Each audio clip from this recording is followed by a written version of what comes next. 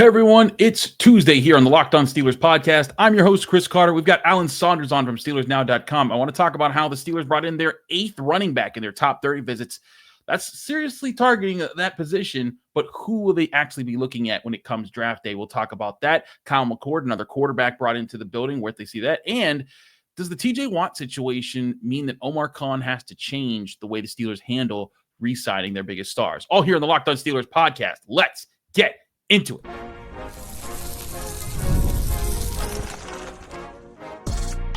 You are Locked On Steelers, your daily Pittsburgh Steelers podcast, part of the Locked On Podcast Network, your team every day.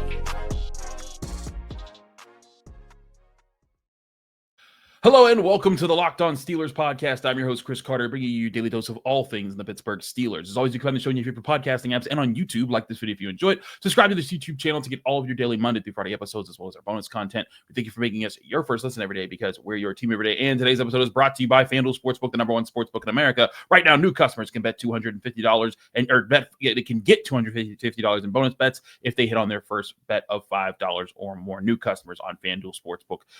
More on them later. As I said before, we're joined by the man himself, Alan Saunders. He's back on the show. Alan Saunders is back here, Steelers Now. Alan, we will get to the rest of the visits and everything, but I want to stick with the running backs room, because the Steelers brought in Jaden Blue, Texas running back, along with Kyle McCord. We'll get to Kyle McCord later, but he represents the 8th top 30 visit the Steelers have brought in at the running back position, in no particular order. It'd be Jaden Blue, it'd be Ollie Gordon, it'd be Dylan Sampson, it'd be Omarion Hampton, DJ Giddens, Basil Tootin, RJ Harvey. I mean, and we haven't even discussed the 2 Ohio State running backs, because I think they might just have such a good feel for them because they are always at Ohio State. That is, with TreVeyon Henderson and Quinshon Judkins. Of all these prospects, Alan, first of all, before we get to who you think it is, what do you make of the serious look that they've taken to look at this running back class? I mean, they need a running back. I think that's been pretty obvious. It's also a really good running back class, and I think in some ways that makes the job more difficult. When there's a scarcity of resources that lines up with your needs, you don't have many choices. You just have to go. You have to go get him. If you're sitting there in this draft class and you really need a tight end, you better get in the top 10. That's where they're going. Like, I think when you have this many good running backs all the way through the draft class, it gives you so many more options. Yeah, the Steelers need a running back. They could take a running back in the first round. They could make a trade so they get a second round pick and take a running back there. They can get an impactful running back in the third round. Like, it's not like there's one group of players that they're targeting. They're looking from the first round to the 5th at the running back position. And it sure seems like all of those are on the table for them as we go into the draft planning. I'm not sure exactly where they're targeting running back, kind of everywhere. Like, they're leaving their options open. I think that's interesting that how they've done this is that they've given themselves several spots here, because I think they want to be ready to take it. But I also think they're acknowledging that, like, hey, that's not the position they want to sell out for in this draft class. Like, I think that, if they get their chance, I think they'd rather have their stud defensive lineman early on, or if they can get a serious, starting corner on the outside or something like that. But if you could get this running back, if you could get that early, get those other positions early on and still land this running back, you want to know where in this class you can find that guy.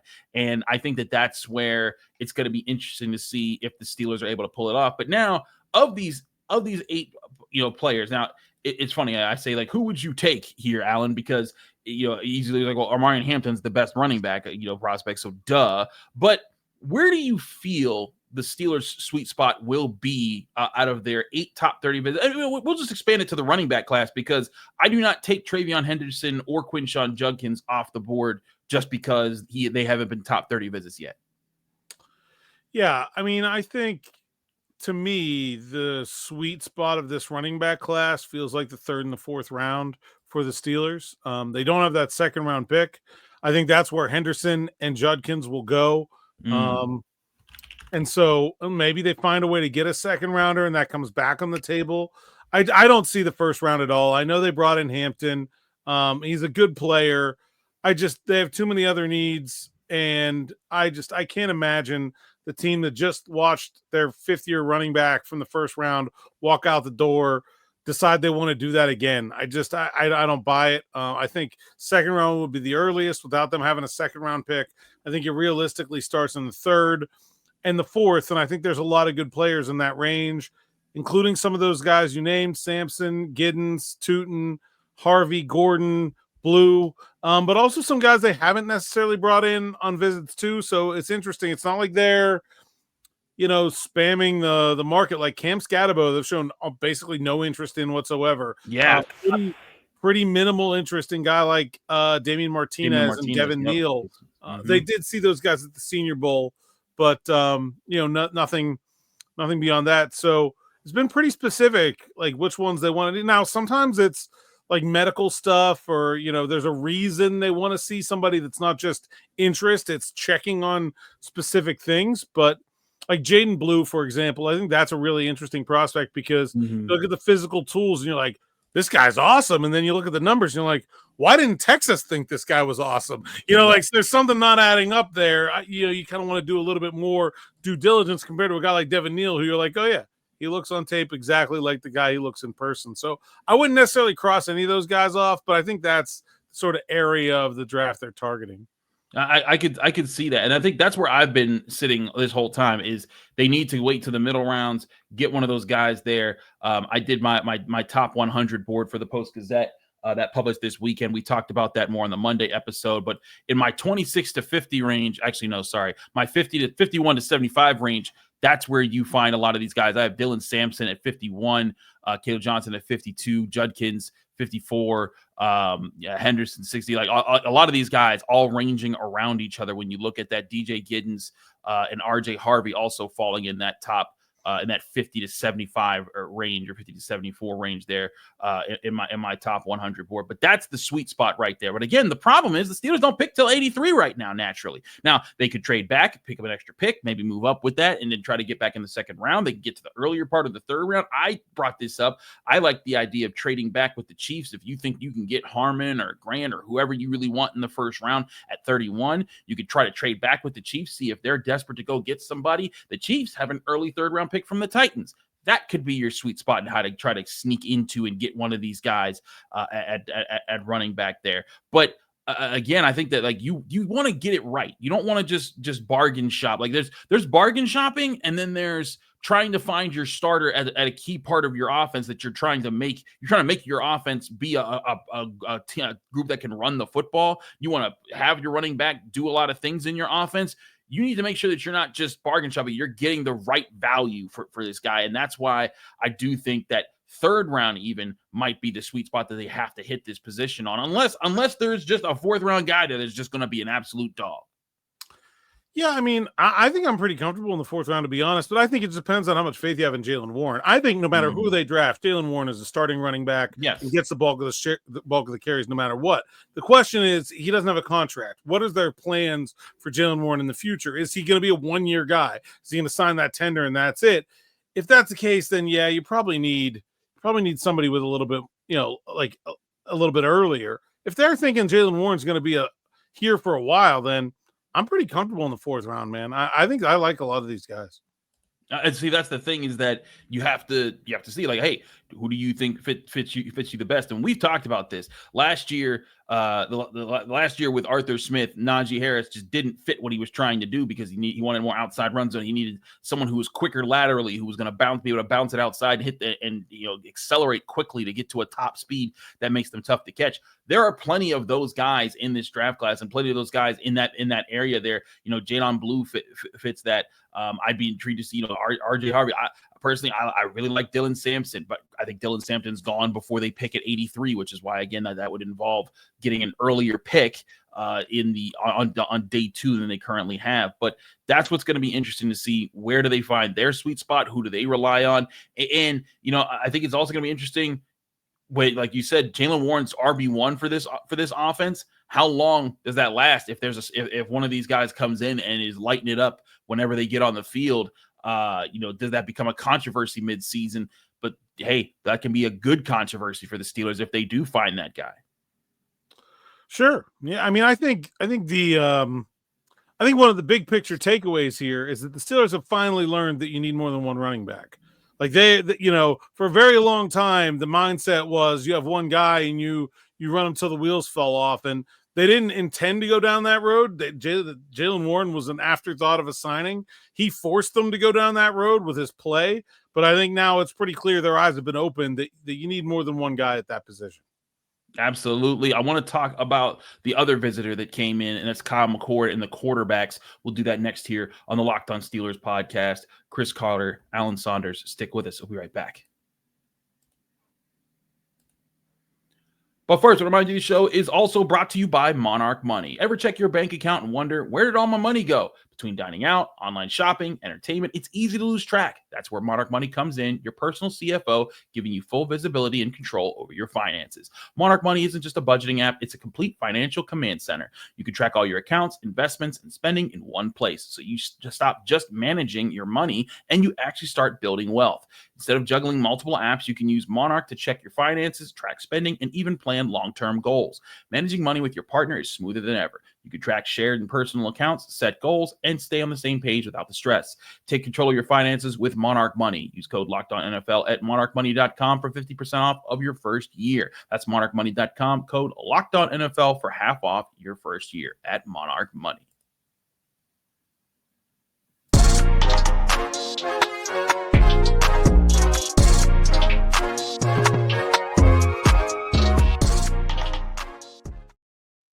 Back here on the Locked On Steelers podcast, I'm your host, Chris Carter, here with Alan Saunders. He's back here from SteelersNow.com. Alan, let's move on to Kyle McCord, quarterback out of Syracuse. He was a visit for the Steelers on Monday, and not someone that I'm like jumping out the cage for, but I've talked about on this show. I like Kyle McCord as a fifth-round option for the Steelers.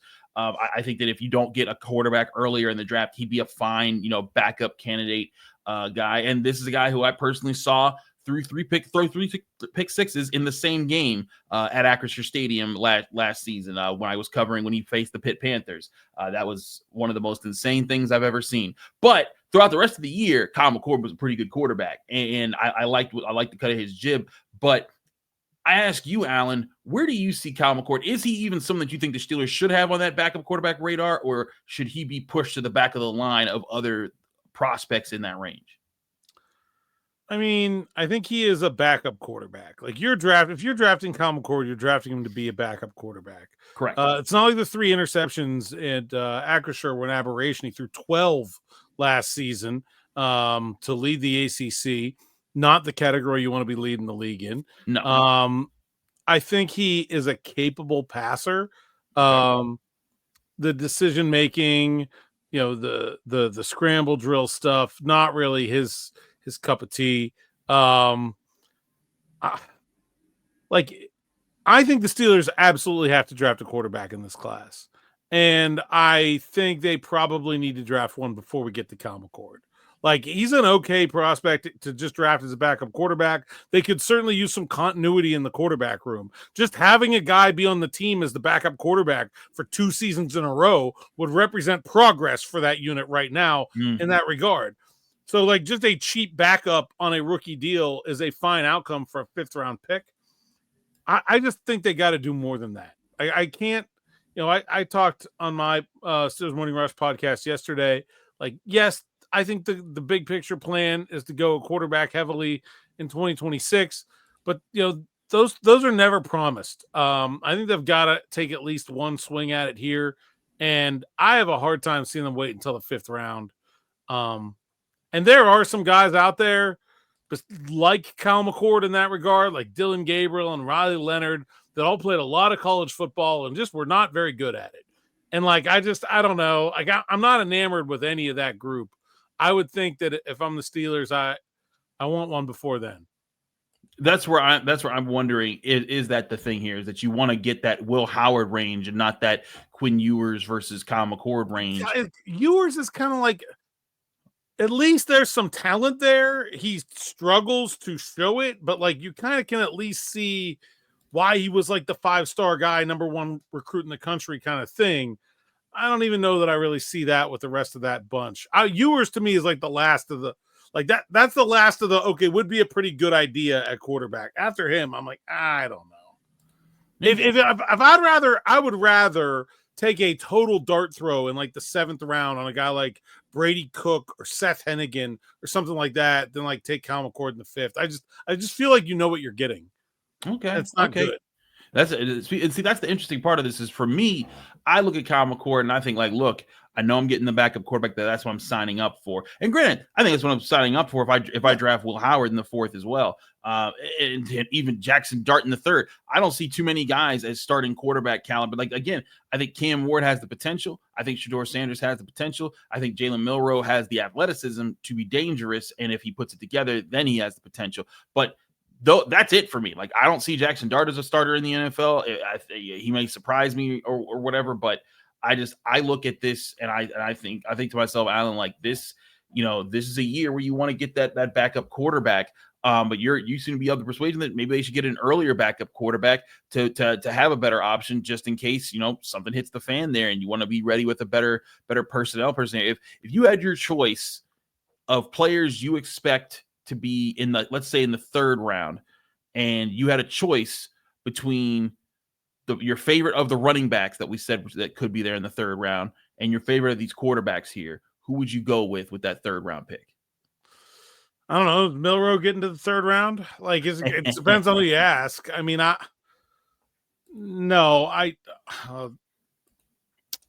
think I mean, if Dart or Milroe is there, sure. If not, no. Like, give me the running back. Okay, so probably neither is the right answer. What'd you say? Neither. Probably neither. Probably like wide receiver or corner or something like that.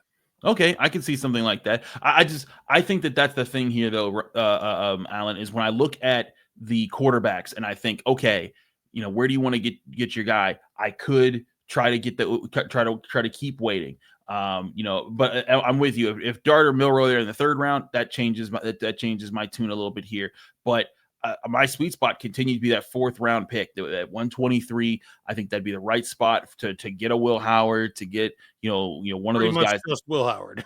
Really, just kind of just it. But that's my sweet spot. I like Will Howard. I think he's a nice future Mason Rudolph. And that's what you want. There's actually a lot of we went to me and Ed Thompson, my photographer, went to Columbus for the Ohio State Pro Day, and he uploading pictures. He goes, he looks a lot like Mason Rudolph when he throws. And I'm like, Ed, I think you're onto something. Where do you fall on Tyler Shook?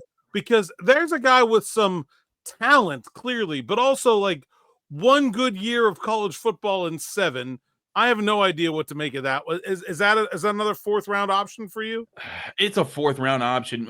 The thing I always kind of forget Tyler Shook because everyone tries to put him in the 2nd round. And I'm like, I'm not taking him that high. Like I'm not taking the 2nd. I'm not taking him in the 3rd. If he's in the 4th, he's right there with Will Howard. Yeah, I think that's why I keep forgetting that he's there because it just. I would take Ewers in the 4th too. For me, like Shook, Howard, Ewers, 4th round. I'm okay with any of those guys there. I could sign up for that. I think that's something that makes sense to me as far as how stacking those guys up there. This is what happens all the time, Alan, is that when you get in these bad quarterback draft classes, everybody starts trying to convince you. Like I feel like someone's showing up to my house with, "Hey, Chris," it is like a long-term friend, and they're like, "Hey, buddy, how you been?" And I'm like, cool. And then they start to explain to me this backup quarterback, but then they start to explain to me how the backup quarterback is in the shape of a triangle. And I'm like, this sounds like a pyramid scheme. And you're like, no, it's a triangle. And I'm like, no, that's a pyramid scheme. I've fallen for this. I've never fallen for this, but I've heard this before. And it's the same thing with backup quarterbacks. It's a pyramid scheme. You're trying to get me to think that this backup quarterback is actually a starter and that I'm going to be the one that's going to prove everyone wrong when 99% of the time that does not happen. And so that's how I feel about every time we try Tyler Shook, so people, the Indiana quarterback work or whatever his name is, there's also people that think that this guy is the next superstar in the NFL and you're stupid for not seeing it. And like, look, there's gonna be one of the once in a while that hits, and then you're like, how did we not see it? But to me, it's not allowing yourself to be influenced by that. You continue just evaluating. Quarterback is extremely tricky to evaluate. That's why so many people miss on it all the time. But that doesn't mean that I think that you should take random shots at it without putting the proper research or the proper value and investment into it. Because I agree that it takes swings to get there, but you need to take responsible swings, and that's where I think sometimes people get lost in the sauce.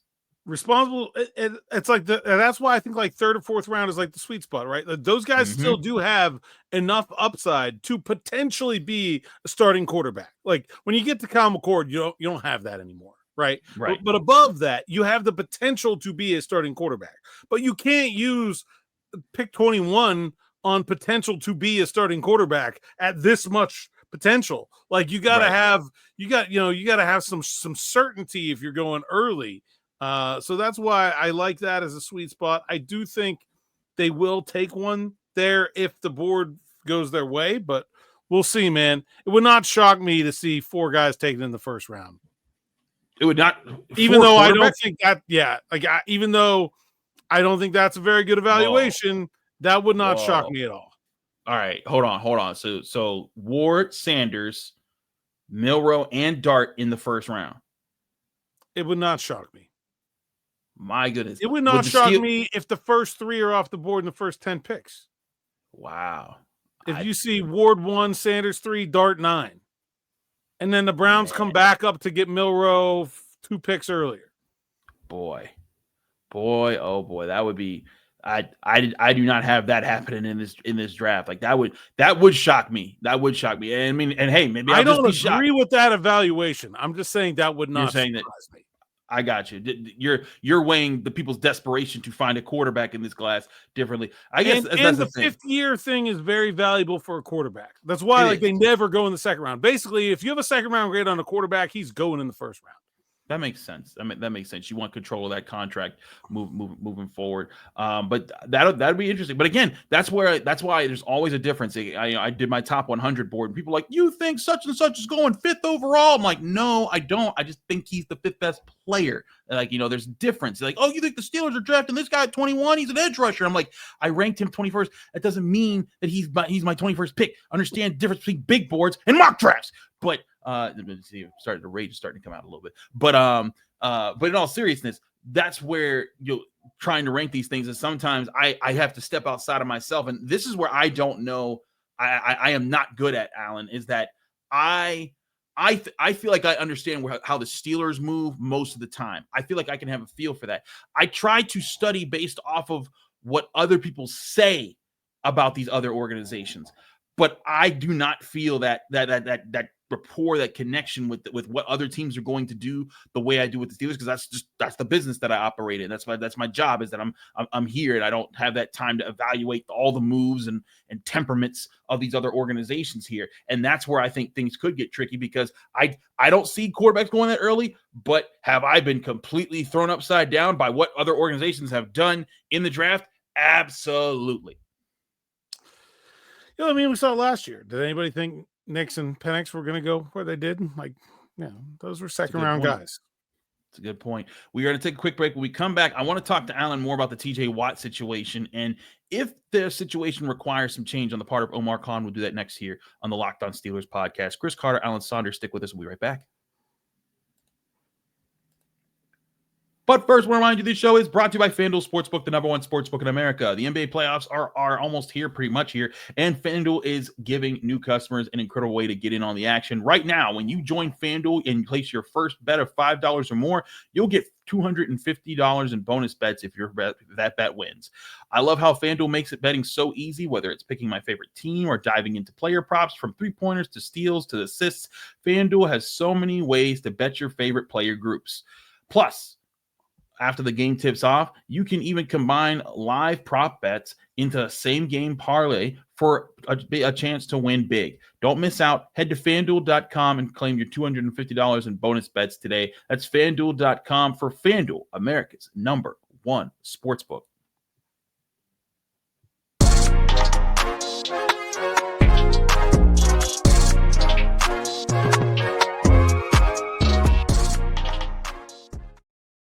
We're back here on the Locked On Steelers podcast. Chris Carter, Alan Saunders. Alan, so I talked about this with Ray Fittipaldo a bit on the Monday episode of the North Shore Drive podcast. Go check that out. We do a good job there. But I wanted to go over you about the possibility of the Browns intentionally signing Myles Garrett to the contract that they did to befoul the Steelers, to make their lives that much harder for TJ Watt. Personally, I think it was more of like after the fact, they're like, hey, you know what? That would work out to make them upset. But I think it was more about Myles Garrett wanted out. They were not letting it happen. The only way they could stop him from continuing to push the whole get me out of here was to pay him a high-level contract. But again, to remind people, $40 million a year, which is the average that Myles Garrett's going to make on his new deal, is a major jump, where from last year, guys were making it at the most 35. Like, it was just a huge jump. It wasn't a $1 million, it wasn't $2 million. It was a major jump there. And now TJ Watt's in a situation where he's still negotiating with the Steelers. JJ Watt's gone on the Pat McAfee show, his brother, of course, and saying, hey, you should sign players before they get to the final of the year of their contract. And Alan, it makes me wonder if this is going to require maybe Omar Khan changing up how the Steelers handle re-signing their biggest stars. I'm just baffled by the conversation about this topic, to be honest. The Browns underpaid Myles Garrett. There's a take. Do you think Myles Garrett is better than Nick Bosa? Yes. When Nick Bosa signed his contract, which was previously the biggest contract, $35.5 million per season in 2023, that was 15.8% of the salary cap. Garrett this year, $40 million per year, is only 14.3% of the salary cap. It's less. If you gave Garrett the same percentage of the salary cap the 49ers gave Bosa 2 years ago, it'd be 44.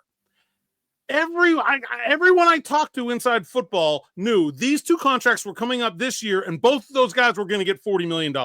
I don't think anybody was surprised by that figure. I don't understand the conversation. They're like, oh, the Browns are screwing the Steelers, or the Browns overpay. The Browns got a pretty good deal, I think, by getting in when they did. Because if Parsons gets a new deal, it's going to be for more.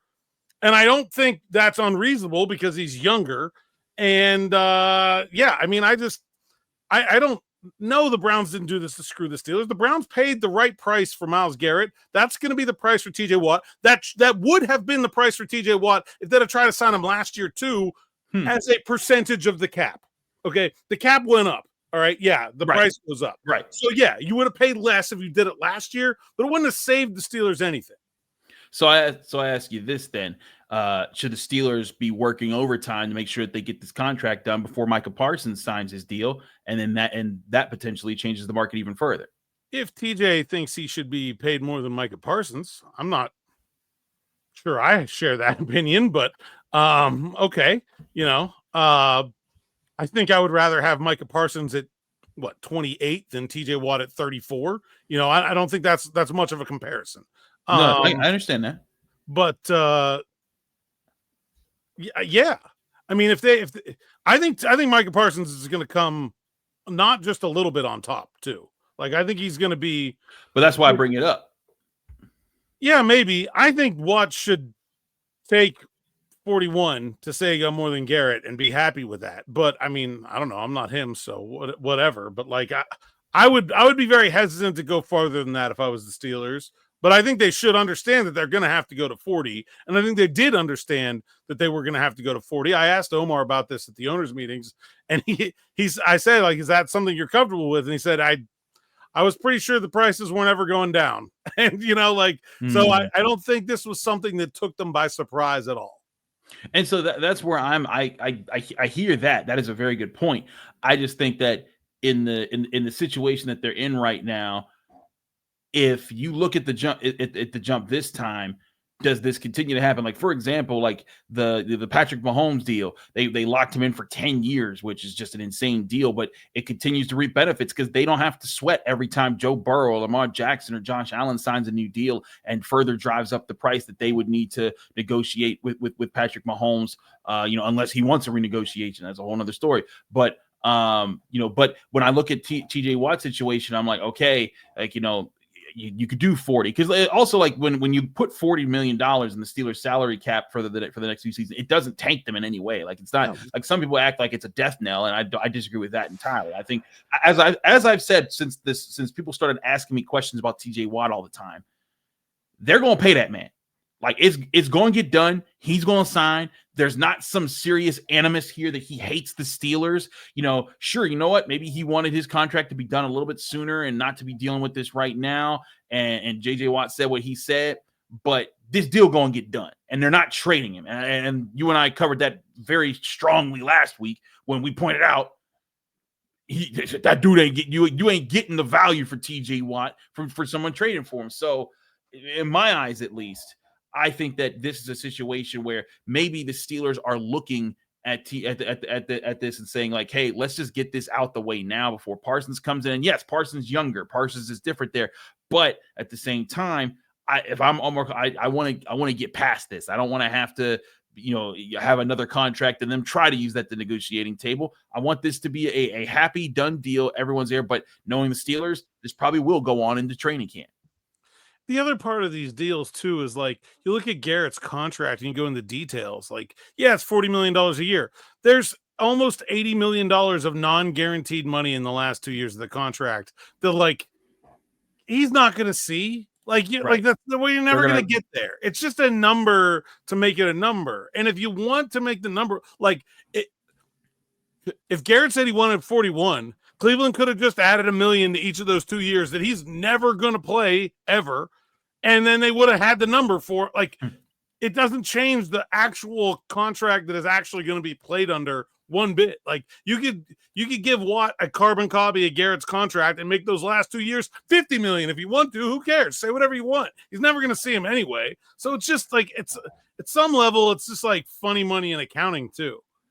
No, that is certainly part of the game with contracts right now is trying to find ways to throw that in there. But it's whenever you see the agents, or not the agents, but the Ian Rappaports, the Alan Schefters, Adam Schefter's try to give a number out. I always think like, okay, what's the real? What's it really then? Exactly. Like what are you really giving us there? But something to keep track of here. He's Alan Saunders. I'm Chris Carter. Alan, thanks so much for joining us here in the Locked On Steelers podcast. Let people they can find you, follow you, and get more of your work. Yeah, @Saunders_PGH on social media. SteelersNow.com is where you can find my written work and my podcast, Steelers Morning Rush and Steelers Afternoon Drive, on the Steelers Now YouTube page or anywhere you find podcasts. Absolutely. He's Alan Saunders. I'm Chris Carter. You can follow me on Twitter, Instagram, TikTok, Blue Sky, all the social media, same handle everywhere @Carter Critiques. You can read my work in the Pittsburgh Post-Gazette, post-gazette.com. I have a new mock draft coming out in the Post-Gazette. Check that out there at post-gazette.com. And find me here every Monday through Friday on your favorite podcasting apps and on YouTube. Like this video if you enjoyed. Subscribe to this YouTube channel to get all of your daily Monday through Friday episodes as well as our bonus content. Back here tomorrow with more on your Steelers right here on the Locked On Steelers podcast.